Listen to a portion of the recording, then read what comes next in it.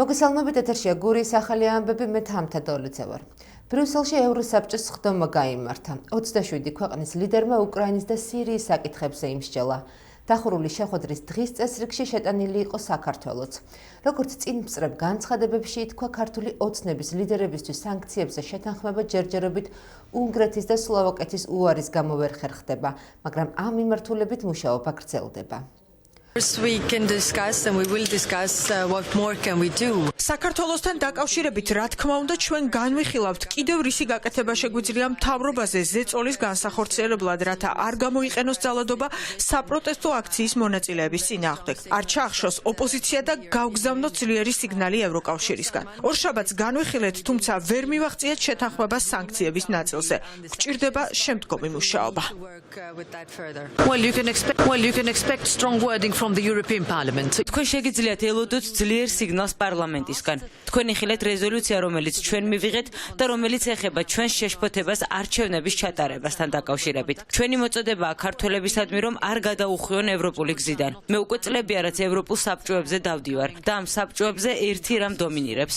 ჩვენ მივეცეთ პირობა იმ ადამიანებს, რომლებიც ევროპას უყურებენ როგორც მათ სახლს, რომ კარს არ ვივუხურავთ და ეს ეხება ქართველ ხალხსაც, რომელიც ისევ ქუჩაშია ევროკავშირის დროშებით და ჩვენ მათ არ მივატოვებთ. ეს არის ჩვენი მკაფიო გზავნილი და ასე იქნება 2025 წელსაც. I'm really from the bottom of the heart the friend of Georgia. ეს ბევრჯერ მithქვამს და მე მთელი გულით საქართველოს მეგობარი ვარ, თუმცა რასაც ახლა ვხედავ, ნამდვილად იმედგაცრუებას იწვევს. დიახ, ჩვენ შეგვიძლია განვიხილოთ არჩევნების შედეგები. სავარაუდოდ ჩვენ ვიპოვით ადამიანებს, რომლებიც იტყვიან, რომ ეს იყო ყალბი არჩევნები და რომ ისინი არ აღიარებენ შედეგებს და იქნება სხვა ნაწილიც, რომელიც საპირისპიროს იტყვის. თუმცა ჩემთვის ყველაზე დიდ იმედგაცრუებას იწვევს მთავრობის განცხადება, რომ ისინი შორდებიან ევროპულ გზას. მიუხედავად იმისა, რომ ქართველი ხალხის 80% მტკიცედ უჭერს მხარს ევროპულ ოცნებას, ასე რომ ქართულმა ოცნებამ არ უნდა წაართვას ქვეყნის უმრავლესობას ევროპული ოცნება. First topic probably is Georgia. კიდევ ერთი საკითხი, რომელსაც დღეს განვიხილავთ, ალბათ საქართველოა. დემონსტრანტების წინააღმდეგ ძალადობა კვლავ გრძელდება. ესტონეთს საქართველოს წინააღმდეგ სანქციების სია აქვს და ჩვენ ველით, რომ ამ საკითხზე ევროპასაც მტკიცე პოზიცია ექნება. We are quite worried about the evolution in Georgia. ჩვენ საკმაოდ შეშფოთებულები ვართ საქართველოში მოვლენების განვითარებით. ეს არ არის ის დემოკრატია და კანონის უზენაესობა, რომელიც გვინდა რომ იყოს ევროპაში და ახლოს ევროკავშირთან. ამიტომ ვისაც სურს პროევროპული გზა საქართველოსთვის, მოვუწოდებთ, რომ დაცული იყოს ფუნდამენტური თავისუფლება, რომელიც ჩვენი აზრით ევროპულ კონტინენტზე ყველგან უნდა გამოიყენებოდეს. ყურადღებით ვაკვირდებით და მოვუწოდებთ საქართველოს ლიდერებს პატივისცენ ადამიანის ფუნდამენტურ უფლებებს. არჩევნებში ბარიერ გადალახული 4 ოპოზიციური პოლიტიკური პარტია EUTO ODIHR-ისთვის წერილის გაგზავნას გეგმავს. 4 ოპოზიციური პარტია EUTO ODIHR საერთო წერილს უგზავნის და მოსკოვის მექანიზმის ამოქმედებას თხოვს, რომელიც საქართველოში სპეციალური მისიის გაგზავნას გულისხმობს. მათი განცხადებით მისიამ უნდა შეისწავლოს საარჩევნო კანონდარღვევები და ძალადობრივი ფაქტები. ოპოზიციის წარმომადგენლების განმარტებით წერილში საუბარია ჩატარებულ არჩევნებსა და აქციების დროს ძალადობის შემთხვევებზე. ასევე წერილს დართული ექნება სხვადასხვა მტკიცებულება, მათ შორის საიას ანგარიში, სადაც სხვადასხვა გადაცდომებზია საუბარი. ერთობლივი წერილი, რომელიც გაეგზავნება EUTO ODIHR-ს და ამ წერილში ჩვენ ვთხოვთ EUTO ODIHR-ს, რომ ამუშაოს მოსკოვის მექანიზმი, რომელიც გამოყენებული იქნა პირველად 1991 წელს, რაც გულისხმობს იმას, რომ EUTO ODIHR-მა უნდა გამოაგზავნოს საქართველოში სპეციალური მისია, რომელიც შეისწავლის იმ კანონდარღვევებს, მიტაცებული არჩევნებს, რომ ჩვენ გქონდეს სამომავლოდ თავისუფალი და სამართლიანი არჩევნების ჩატარების საშუალება ამ ქვეყანაში. ქართული ხალხის მხარდაჭერა გრძელდება 21 დღიანი პროტესტის ფონზე და ჩვენ რა თქმა უნდა ველოდებით იმას, რომ დღევანდელი განხილვები მათ შორის გაგრძელდება როგორც დიპლომატიური პასპორტების დასანქცირების კუთხით და იქნება უკვე კონკრეტული პასუხები ამასთან დაკავშირებით, რაც არ უნდა ამტკიცოს ივანიშვილის პროპაგანდამ, რომ წითელი პასპორტები თვლიან ეს იქნება ჩამოყალიბებული და მეორე უშუალო სანქციები, რომელიც არის ასევე პასუხისმგებლობის დაწესება იმ ავტორიტარულ რეჟიმზე, რომელმაც ქვეყანა დააშორა დასავლეთში. EUTO ODIHR არის ის ის ორგანიზაცია, რომელმაც ალბათ ყველაზე კარგად იცის სად რა როგორი და რა სახის განცხადება უნდა გააკეთოს, როგორ უნდა მოახდინოს მონიტორინგი არჩევნების პროცესის, წინასაარჩევნო პროცესის, შემდგომად როგორ უნდა შეაჯამოს არჩევნების შედეგები, ასე რომ მოდი ვადროვოთ ამ მნიშვნელოვან ავტორიტეტულ ორგანიზაციას დასკვნის გაკეთებებში, უნდა შეწყდეს მცდელობა ზეწოლის და მოხდეს საშუალების მიცემა ამ ორგანიზაციისთვის, რომ ის რაზედაც უკვე არაერთის მას უსაუბრია, მოხდეს ამ ყველაფრის ასახვა შემაჯამებელ დოკუმენტში და გადმოეცეს საზოგადოებას. ამის შემდგომ ეს ძალიან კარგად იციან რადიკალებმა, რომ ეს იქნება მათთვის ალბათ საბოლოოდ თუკი დღემდე ვერ გრძნობენ, რომ რეალურად მათ სტარ პროტესტს აქვს ყოველგვარი ყავლი გასული, ის იქნება საბოლოო წერტილი იმ ყველაფრისთვის, რასაც ქვია რადიკალიზმი საქართველოში. ევროსაბჭოს გენერალური მდივანი 26 ოქტომბრის საპარლამენტო არჩევნებში ბარიერ გადალახულ ოპოზიციურ პარტიებთან შეხვედრებს განაგრძობს. ალენ ბერსე უკვე შეხვდა ერთიანობა ნაციონალური მოძრაობის, გახარია საქართველოსთვის და ძლიერი საქართველოს წევრებს. კოალიცია ცვლილებებისთვის კი ევროსაბჭოს გენერალურ მდივანთან შეხვედრაზე პროტესტის ნიშნად არ მივიდა. ისინი ევროსაბჭოს მდივნისგან აქციებზე დაკავებული ადამიანების მონახულებას მოითხოვდნენ. მძიმე სისტემური პოლიტიკური კრიზისი, რომელიც არის, რომელსაც თან სდევს უზარმაზარი დარღვევები ხელისუფლების მხრიდან, ადამიანის უფლებების უხეში დარღვევები, მასიური დაჭერები და ასე ვთქვათ, ძალადობა პროტესტანტებზე, პროტესტის მონაწილეებზე. ეს ამაზე საკმაოდ კარგად არიან ინფორმირებული თვითონ ევროსაბჭოს დელეგაციაც, იმიტომ რომ ისინი პრინციპში ევროსაბჭო თავისი არსი ძირითადად არის ადამიანის უფლებებისა და კანონის უზენაესობაზე ორიენტირებული საერთაშორისო ორგანიზაცია, რომელიც წევრიც მონებრივია საქართველოს არის და ამას ძალიან კარგად აკვირდებიან, ხედავენ და თავის თქვა მოსაზრებებს ამასთან დაკავშირებით ხვალ დღის ბოლოს უკვე ძალიან მკაფიოდ წარმოადგენენ. ჩვენ ასე ვთქვათ, ჩვენი მხრიდან გაუზიარებთ ის თქვა ინფორმაცია და ის მოცემულობა, რაც ჩვენ გაგვაჩინა, რაც ჩვენ ხელთ არის. ის აქ არის არა ქართული ოცნების ლეგიტიმაციისთვის, მან ხაზგასმით თქვა. არამედ იმის გამო, რომ საქართველოს არის 25 წელია უკვე ევროპული საბჭოს წევრი და ეს ორგანიზაცია არის კონცენტრირებული ადამიანის უფლებების დასვაზე და მთავარი თემები, რომელთაც ეს ორგანიზაცია არის დაინტერესებული, ეს არის კანონის უზენაესობა და ადამიანის უფლებების დაცვა. ჩვენ მივაწოდეთ სრული ინფორმაცია ჩვენ ხელთ არსებული იმას დაკავშირებით თუ როგორ ირღვევა ადამიანის უფლებები ყოველდღიურად, როგორ ხდება უდანაშაულო ადამიანების მიმართ ფიზიკური ანგარიშის სწორება, რომ ასეულობით ადამიანის დღეს უკანონო პატიმრობაში იმყოფება, ისინი აქ არიან სწორედ იმის გამო, რომ საქართველოსთან იღებდნენ შემაშფოთებელ ინფორმაციას. არა იმის გამო, რომ ქართულოს როგორც პროპაგანდას ეწევა, რომ თითქოს მათი ლეგიტიმაცია მოხდა მათი ჩამოსვლა. ჩვენ ქონდა მოსაზრებების გაცვლა, ეს ვიზიტი არის იმისთვის, რომ მათ ისინი ადგილზე გაეცნონ ამ ვითარებას, შეაფასონ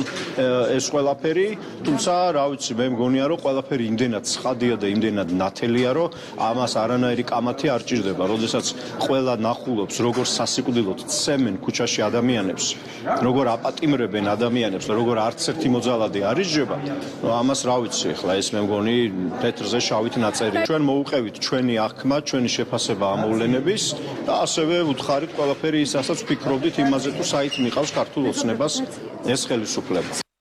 ტექნიკური უნივერსიტეტის ადმინისტრაციულ კორპუსთან დღეს ხმაური იყო. სტუდენტებმა ადგილზე აქცია გამართეს.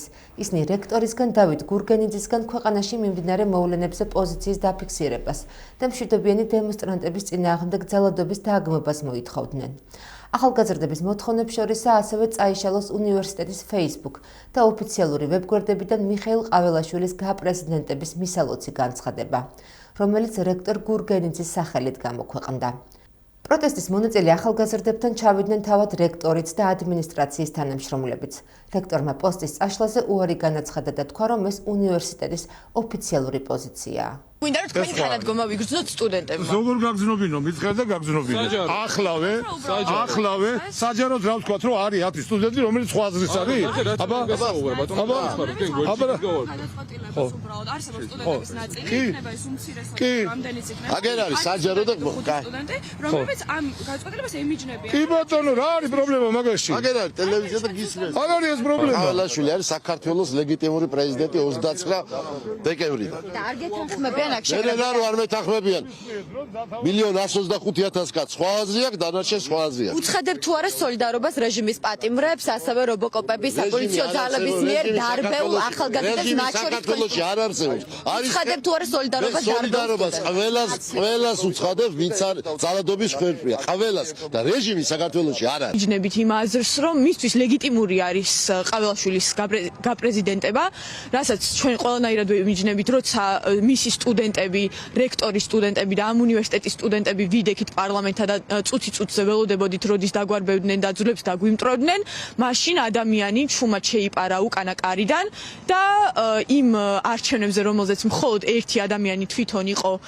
კანდიდატი გახდა პრეზიდენტი და ეს ჩვენთვის მიუღებელია მოვედით მოსალაპარაკებლად ჩვენი პროტესტის გამოსახატავად ვერ მივიღეთ ის პასუხები რასაც ველოდით სიმართლე თუ გაინტერესებთ და არ ვიცი ბოლოს ისიც ვუთხარით რომ ველოდებით მისგან ბოლომდე გვერდში დგომას მაგრამ არ ვიცი იმედგაცრუებულები ვართ ცოტა ოზურგეთის მუნიციპალიტეტის საკრებულოში კომისიებმა 2025 წლის ბიუჯეტის კორექტირებული პროექტის განხილვა დაასრულეს. დღეს მთავარ საფინანსო დოკუმენტზე საფინანსო საბიუჯეტო, ასევე სამანდატო საპროცედურო იურიდიულ საკითხთა კომისიებმა ერთობლივად იმსჯელეს. სხდომაზე ყურადღება გამახვილდა დარგობრივ კომისიას მიკუთვნებულ საკითხების მიხედვით, პრიორიტეტებსა და პარამეტრებზე. მერიის მიერ წარმოდგენილი პროექტის მიხედვით 2025 წლის ბიუჯეტი 43,400,000 ლარში ადგენს, რომელიც პრიორიტეტებში გადანაწილდება. ახლა კი ჩვენს ეთერში სტუდია ვაშინგტონის დროა.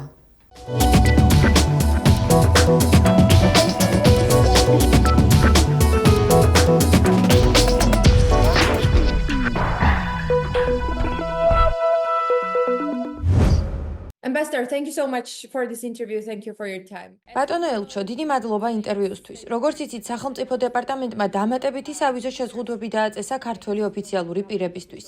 რას ფიქრობთ ამ გადაწყვეტილებაზე? რამდენად ეფექტიანი იქნება ის და რა არის ამ სანქციების მიზანი? Well, it's symbolic and political. Symbolic to show ეს არის სიმბოლური და პოლიტიკური გადაწყვეტილება. სიმბოლური რათაა ჩვენოს საქართველოს მთავრობას რომ ამერიკა გაბრაზებულია. თუმცა ვიცით რომ მათ ეს არ ადარდებთ. სიმბოლურია იმიდომაც რომ ამას ფინანსური შეზღუდვები არ მოჰყვება. ეს არ არის გლობალური მაგნიტსკის აქტის ფარგლებში დაწესებული შეზღუდვა. შესაბამისად არავის აქტივები არ გაიყინება.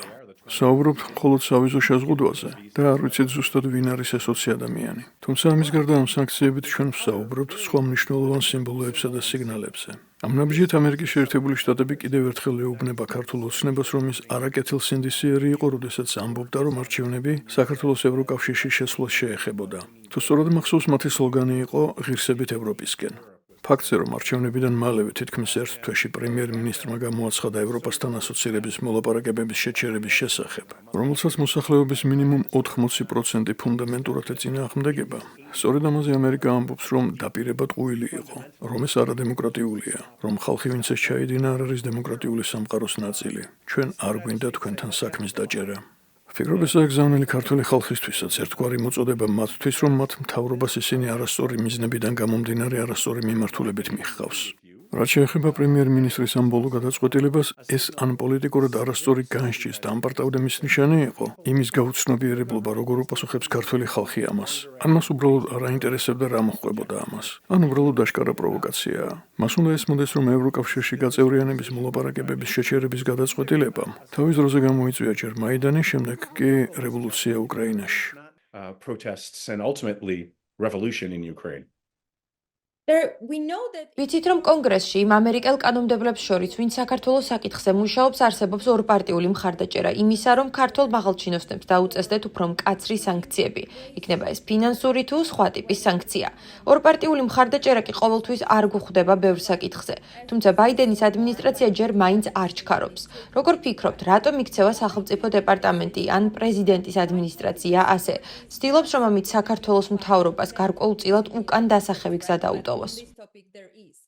Yeah, that's a great question. ძალიან კარგი შეკითხვაა და მართალი ხართ. მე ვნახე სენატორ ჯინ შაჰინის გამოსვლა, სადაც მან თქვა, რომ ამერიკის ხაზინის დეპარტამენტმა სანქციები უნდა დააწესოს. ეს ალბათ მაგნიტსკის გლობალური აქტის ფარგლებში მოხდებოდა. ხაზინის მიერ დაწესებული სანქციები შესაძლოა სისხლის სამართლის დანაშაულის გამო იყოს. მათ ასევე შეიძლება ჰქონდეთ პირადი ეკონომიკური შედეგები სანქცირებულ პირებზე და ან მთავრობაზე. ასე რომ ის რაც ახლა დაწესდა არის შედარებით რბილი ნაბიჯი. ესაა გზავნილი ქართველი ხალხისთვის, როგორც უკვე ვთქვი. ეს ასევე არის ის, რამაც შესაძლოა გავლენა მოახდინოს ქართულ პოლიტიკაზე, რადგან ამ სავიზო შეზღუდების დაწესების შემდეგ შესაძლოა მეტი ხალხი გამოვიდეს ქუჩებში. შესაძლოა პროტესტი უფრო დიდხანს გაგრძელდეს, შესაძლოა ამან დემონსტრანტები უფრო გააძლიეროს. განსაკუთრებით მაშინ, როდესაც პრეზიდენტი ზურაბიშვილი ამბობს, რომ ის არ აპირებს თანამდებობის დატოვებას იქამდე, ვიდრე ლეგიტიმური საპარლამენტო არჩევნები ჩატარდება, რათა პრეზიდენტის ლეგიტიმურად არჩევაც მოხდეს. მთავრობა კი ალბათ ეცდება, რომ ის თავისი რეზიდენციიდან გააძევოს. ასე რომ ვფიქრობ, სახელმწიფო დეპარტამენტი წინ დახედულია. მათ სურთ, რომ თვითო ნაბიჯი გადადგან. ეს კი საკმაოდ დიდი ნაბიჯია იმასთან ერთად, რაც აქამდე უკვე გადაიდგა. იცით, რომ ნოემბერში ამერიკამ სტრატეგიული პარტნიორობა შეაჩერა საქართველოსთან. ივლისში კი ამერიკულმა ჯარმა უვადოდ გადადო ღირსეული პარტნიორის სამხედრო წვრთნები. ეს ყველაფერი ქართული ხალხისადმი ძლიერი გზავნილია. რომ თქვენს მთავრობას მიხავხართ იმ მიმართულებით, რაც თქვენს 80%-ს არ სურს და პუტინის ბრძანებებს ასრულებს. ასევე ვფიქრობ, რომ სახელმწიფო დეპარტამენტს სურს დაელოდოს და ნახოს, რა გავლენა ექნება ამ ნაბიჯებს და ყველა შესაძლებლობა ერთდროულად არ გამოიყენოს. ის იტოვებს უფლებას სამომავლოდ გააძლიეროს სანქციები და გახადოს ისინი ეკონომიკური ან კრიმინალური. ასევე ვფიქრობ, ეს არის ამერიკული დემოკრატიის პატივისცემის ნიშანი. ხუთკვირაში ახალი პრეზიდენტი შეუდგება საქმიანობას და მას ექნება შანსი საკუთარი გზა აერჩიოს და გადაწყვიტოს, სურს თუ არა სანქციების გამკაცრება ან სხვა მიმართულებით წასვლა. He will have a chance to chart his own path, whether he wants to ratchet up the sanctions or go in a different direction. As you know, this is not the first time, though, when State Department is putting visa restrictions. როგორც იცით, ეს არ არის პირველი შემთხვევა, როდესაც სახელმწიფო დეპარტამენტი სავიზო შეზღუდვებს აწესებს ქართველი ოფიციალური პირებისთვის. თუმცა ამას დიდად გავლენა აქამდე არ ჰქონია ქართული ოცნების ქმედებებსა თუ გადაწყვეტილებებზე. როგორც ვაშინგტონში, ისე თბილისში ბევრი ამბობს, რომ ბიძინა ივანიშვილისთვის პერსონალური სანქციების დაწესება, როგორც ადამიანისთვის, ვინც გავრცელებული აზრით მართავს ქვეყანას, იქნებოდა ეფექტიანი ნაბიჯი. რას ფიქრობთ? Who supposedly is ruling the country will be the most effective measure. What do you think about it? I don't think so. I mean, Mr. Ivanishvili is ასე არ ვფიქრობ. ბატონი ივანიშვილი იმაზე უფრო მდიდარია, ვიდრე ძალიან ბევრი ადამიანი დედამიწაზე. მას არ ადარდებს დაუწესებს თუ არა ამერიკა ფინანსურ სანქციებს. ის არც ამერიკაში მოგზაურობას გეგმავს. იმ შემთხვევაშიც კი ის, რომ ევროკავშირს დაესანქცირებინა, ფაქტი ისაა, რომ ღია დაპირისპირება უკვე დაწყებულია. სწორედ ამის თქმას ვცდილობ. როდესაც პრემიერ-მინისტრმა 4 წლით გადადო ევროკავშირთან ასოცირების მოლაპარაკებები საქართველოსთვის, მას უნდა სცოდნოდა, ის გონიერი პოლიტიკოსია, რომ ეს ძალიან პროვოკაციული გადაწყვეტილება იყო. ასე რომ არ ვფიქრობ, რომ ამერიკის სანქციებს იმდენად ბევრი რამ შეუძლიათ ქართული ოცნების მიმართულებით, რამდენადაც საქართველოს მოსახლეობის იმ 80%-ის სენტიმენტების გაძლიერება და გამხნევება, ვისაც სურს საქართველოს ევროკავშირში ხილვა და ამით იმ ხალხის გამხნევება, მათი ენერგიის განმტკიცება, ვინც აპროტესტებს. ვფიქრობ, ეს იქნება ყველაზე დიდი საფასური რისი დაწესებაც საქართველოს მთავრობაზე შეიძლება. სახელმწიფო დეპარტამენტს არ სურს, რომ ქართველი ხალხი დაზარალდეს და ამიტომაც არ სურს დააწესოს ისეთი სანქციები, რამაც შეიძლება საქართველოს ეკონომიკას ავნოს. ქართულმა ოცნებამ თავისი არჩევანი გააკეთა. ის მუშაობს ვლადიმირ პუტინის საქმეების შესასრულებლად. ამას ანაკლიის სპორტის გაუქმების დღიდან აკეთებს. ის ცდილობს საქართველოს ევროკავშირში ასოცირების ვექტორი გაანადგუროს. ეს ისეთი დიდი და პროვოკაციული ნაბიჯია საქართველოს მთავრობის მხრიდან, რომ არ მგონია სანქციები საერთოდ ადარდებდეთ. თუმცა პოლიტიკური და სიმბოლური მნიშვნელობიდან გამომდინარე, მაინც ძალიან მნიშვნელოვანია, რომ ამერიკა მათ აწესებდეს. Next week there will be a discussion. მომავალ კვირას ევროპარლამენტი, ევროკავშირი საქართველოში მიმდინარე სიტუაციას განიხილავენ და არსებობს ცნობები, რომ შესაძლოა საუბარი დაიწყონ საქართველოსთვის სანქციების დაწესებაზეც. როგორ ფიქრობთ, რამდენად მნიშვნელოვანია, რომ საქართველოსთან არსებული პოლიტიკის ფარგლებში ვაშინგტონმა და ბრიუსელმა შეთანხმებულად იმოქმედონ? Yeah, again, well, I was raised professionally as a მე პროფესიულად გაზრდილი ვარ იმ პრინციპზე, რომ ამერიკა თავის ტრანსატლანტიკურ პარტნიორებთან ერთად უნდა მუშაობდეს აბსოლუტურად ყველა საკითხზე. თუმცა პრაქტიკულობიდან გამომდინარე, ამ წუთას ამას ძალიან დიდი მნიშვნელობა არ აქვს. რადგან როგორც უკვე ვთქვი, არ მგონია, რომ ამერიკის სანქციებს პოლიტიკურისა და მეორადი ეფექტის გარდა რაიმე სხვა ეფექტი ექნება. პირველადი ეფექტი, რა თქმა უნდა, ევროკავშირსა და საქართველოსადმი მის მიდგომას ექნება. ვინაიდან ქართველებს ევროკავშირში სურთ გაერთიანება. მათ უნდათ, რომ ევროპის ნაწილი იყვნენ. ამერიკის მსგავს ქმედებას ევროპიდან გასილებით უფრო დიდი ეფექტი ექნება. ვინაიდან ევროკავშირი ამით იტყვის, ქართველებო, თქვენი მთავრობა ჩვენგან გაშორებთ. ჩვენ გვსურთ თქვენთან ყოფნა, მაგრამ თქვენს მთავრობას არ ვუნდივართ. სწორედ ისინი არ გაძლევენ იმას, რაც გვსურთ.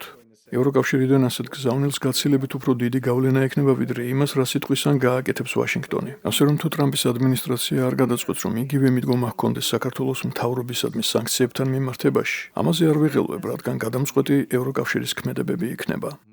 I don't worry so much about that at all. It's European Union action is the key here. As you see, there are protest rallies. People are დარწმუნებული ვარ თვალსადევნებთ იმას, რომ საქართველოში უწყვეტი პროტესტია. ხალხი თბილისის ქუჩებშია გამოსული და ამან ვაშინგტონისა და ბრიუსელის ყურადღება მიიპყრო. ჩვენც ამ სანქციების თემას სწორედ ახლა ამიტომ განვიხილავთ. რისი თქმა შეგიძლიათ პროტესტის მნიშვნელობაზე და იმაზე, როგორ პასუხობს მთავრობა მშვიდობიან დემონსტრანტებს. ალბათ იცით, რომ აქციებს შლიან არიან ნაცემი დაკავებული მოქალაქეებიც. რა შეგიძლიათ ამაზე და ზოგადად საქართველოში მიმდინარე მოვლენებზე თქვათ? people being beaten up brutally.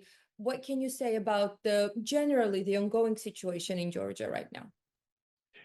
Well, first of all, of course, peaceful protests are a critical element of democracy. პირველ რიგში, რა თქმა უნდა, მშვიდობიანი პროტესტი დემოკრატიის ნაწილია. ამას ვამბობდით ვარდების რევოლუციის დროს და ამას ვამბობდით მაშინაც, როდესაც სააკაშვილის წინააღმდეგ მიმდინარეობდა პროტესტი. მშვიდობიანი პროტესტის გარეშე წარმატებული დემოკრატია ვერ იარსებებს. მინდა ვთქვა, რომ ჩვენ, ამერიკა, ასევე თანმიმდევრულები ვართ ძალის გამოყენების კრიტიკაშიც. 2007 წელს მაშინდელმა სახელმწიფო მდივანმა კონდოლიზა რაისმა თბილისში გამგზავნა, როდესაც შინაგან საქმეთა სამინისტროს მხრიდან მშვიდობიან დემონსტრანტებზე ძალის გამოყენება დაფიქსირდა.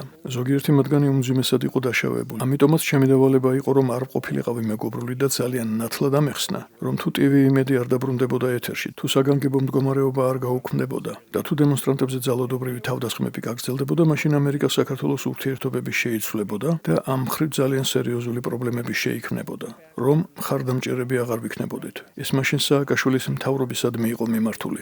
რა თქმა უნდა, ეს ყველაფერი მიემართება დღევანდელ მდგომარეობასაც. უამრავი ადამიანი ვნახეს სასტიკად ნაცემი, ცხვირგატეხილი. პოლიცია სრულიად შეუსაბამო და არაპროფესიონალურად იქცევა. ისე როგორც დიქტატურის, საბჭოთა კავშირის ტერორისტული რეჟიმის დროს ხდებოდა. იმედი მაქვს, მათ პასუხს აგებინებენ. ისეთი ფორმით ესხმიან დემონსტრანტებს თავს, მიჩნდება კითხვა რაიმე პრეპარატის გავლენის ქვეშ ხომ არ არიან.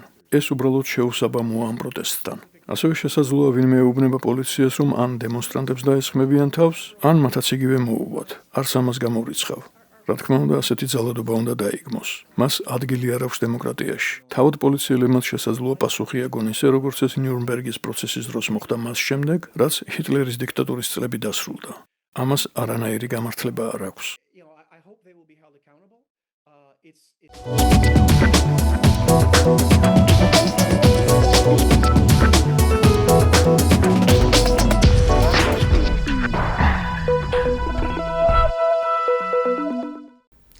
დღეისათვის სულ ეს გავხდეთ, მე ხვალამდე გემშვიდობებით, კარგად ბრძანდებოდეთ.